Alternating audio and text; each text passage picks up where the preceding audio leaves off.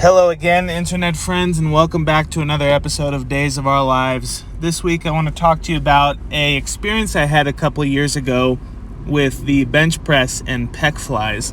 And I was reminded of this experience by a social media post that I saw a day or two ago where essentially a person was making the argument that we shouldn't use bodybuilding exercises or workouts that we traditionally associate with bodybuilding. We shouldn't use isolation movements, that sort of thing. And before I get into why I think that's not correct or a helpful way of thinking, I do want to disclaimer by saying that the vast majority of people I work with, whether they're advanced athletes or brand new beginners, I'm always trying to focus on compound movements. I'm always trying to focus on more athletic movements, powerlifting type movements, compound movements, all that good stuff, because I think generally speaking it's going to give you the most bang for your buck, the best return on your time investment. They're more effective and more efficient at developing strength, power, athleticism, and what we would think of as functional fitness. So I do think compound movements over isolation exercises are definitely the way to go the majority of the time for the majority of the people. But the reality is that we need to learn to prioritize, and we need to understand that different types of training and different exercise selections and different types of workouts should be looked at as different tools instead of right or wrong answers. You wouldn't say a hammer is wrong. You wouldn't say a saw is wrong. It just depends. Do you want to cut something or do you want to hammer a nail? And so I want to share with you this experience that I had a couple years back that gave me a new appreciation for isolation exercises in a way that I hadn't appreciated them before. I had always bench pressed. I was relatively strong at the bench press. At the time, I was benching over 315 on a regular basis, and I was doing pull-ups and overhead press and lat pull-downs and all the kind of main upper body compound movements that you could do. And I had built up a good amount of strength and work capacity in those movements. But there came a point where the bench press just didn't feel good. I didn't have any pain or sensitivity or anything like that, but it just didn't feel good. The shoulder felt kind of crunchy, and I warmed up really extensively and made sure to do certain things to try and get my shoulder as warm as possible. And I even tried warming up with pulling exercises to get the shoulders warm through a new range of motion, but it didn't quite do it like I was hoping for. And so I kept trying to think of how can I just kind of get back that good, buttery, smooth feeling that I used to have when I was bench pressing. And I thought about it and I said, well, my shoulders are pretty strong. I do a lot of overhead pressing and benching, and I do a good amount of lateral raises with an extended range of motion, and I do face pulls. And so I don't necessarily know if it's like a mobility issue or anything like that, but one area that I really don't address is my pecs. I don't do any direct pec work other than bench press and dips, which obviously are going to work the pecs, but they work it through that pressing motion. And I don't really get into that range of motion where I think the word is adducting, where you bring your arms from the sides of your body and you bring them in towards the center of your body. And in your classic pec fly motion, I hadn't done those. And so you have this very mobile joint in the shoulder that's able to do all these things, but there was one kind of main range of motion, which was bringing my hands in towards the center, the main kind of contracting movement that activates the pecs. And I hadn't really done that in years. And even when I did do it, I didn't do it consistently. And so I thought, well, maybe my pecs, they're kind of a weak spot, and that's attached to my shoulder. So maybe I'm just weak there. Maybe my mobility through that kind of stretching range of motion isn't great when I'm bringing the hands back behind my body. And so I thought, okay, let me get into this range of motion where I'm probably a little bit weak and a little bit inflexible. And so as a warm-up, I started doing very light pec flies. I would just lay on a bench and do pec flies with 5 pounds, 10 pounds at the most. And I would really focus on a nice slow stretch, and I would let my hands go way past my body so that they were almost touching the floor, and I would bring them all the way back up. And the whole time I was trying to squeeze my pec and get a really good mind-muscle connection. So I was really pumping blood in there, using as much range of motion as possible, and at the top I was squeezing my pecs as hard as I could, essentially. In the first week, it felt really, really sensitive to have my arms bent back that far, because I hadn't done it in a long time, and my shoulder wasn't really mobile in that direction. And the first week was really sensitive, and then the week after that it felt much better. And then by the third or fourth week, I really felt like I could go a little bit quicker through the reps. I didn't have to think about it so much, and I was able to get a really good pump in my chest.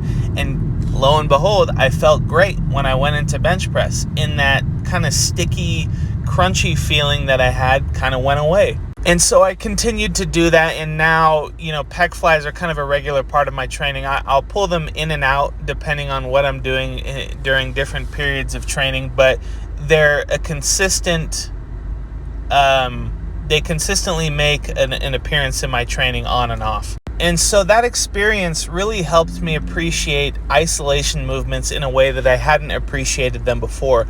I, like a lot of people, believe that you should squat and bench and hip hinge with the deadlift and those sorts of things, and that those should kind of be the priority in your training if you want to get big and strong.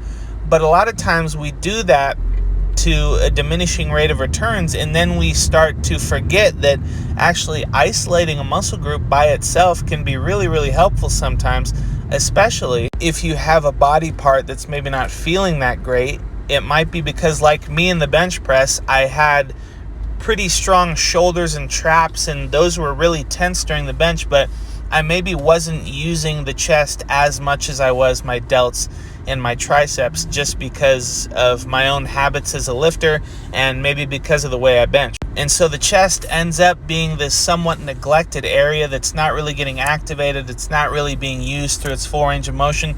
And obviously the chest is directly connected to the front delt that you're using for all these pressing motions. So getting into that weak spot, making it strong through a full range of motion with that isolation exercise that many people would be quick to call not functional and not useful, that totally changed how my shoulder felt.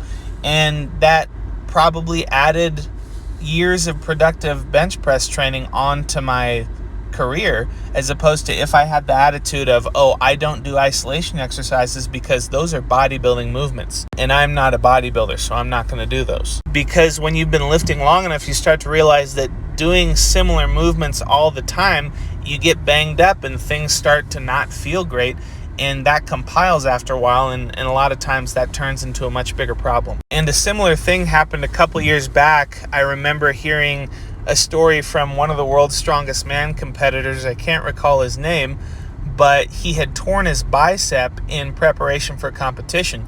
And from what I've heard, bicep tears are pretty common in the strongman world.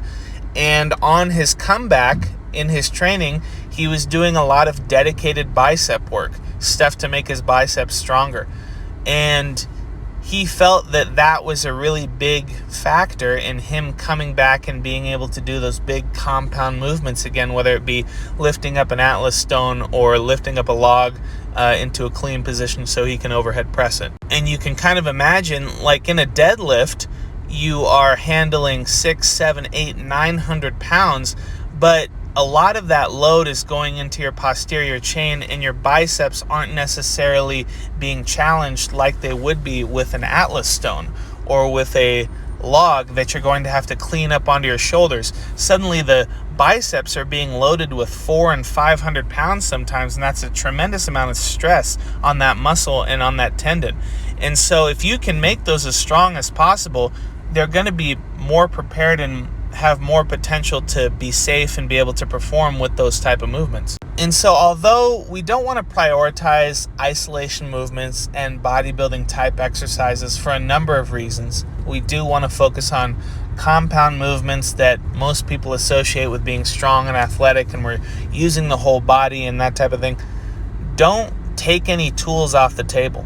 Don't take bicep curls and leg extensions and hamstring curls and something as simple as sit-ups off the table because it's quote-unquote an isolation exercise. Because that might be the tool that we one day need to overcome some sort of plateau or training problem. And so for the majority of you guys that follow me and are listening, you're going to be tactical athletes, for less of a cliched term. You're going to be people focused on running and sprinting and rucking and squatting and doing lots of athletic, heavy compound movements, martial arts, squat, bench, deadlift, all that type of stuff. But once you've prioritized those and you're consistently and safely able to do those things, start adding in some more stuff. If you have a neglected range of motion, whether it's in your shoulders or your knees or whatever, or your groin, that's another one that most people don't train, then start to address it. And addressing it with isolation movements on a machine in a bodybuilding type fashion where you're focused on contracting the muscle and you're focused on a stretch can be a really great asset to shore up any physical weaknesses you might have. And you never know, in the long run, that may make the difference between you having a problem and not having a problem. So we're over 10 minutes already. I'll end the video here. Thanks for listening, subscribe, and I will see you next time.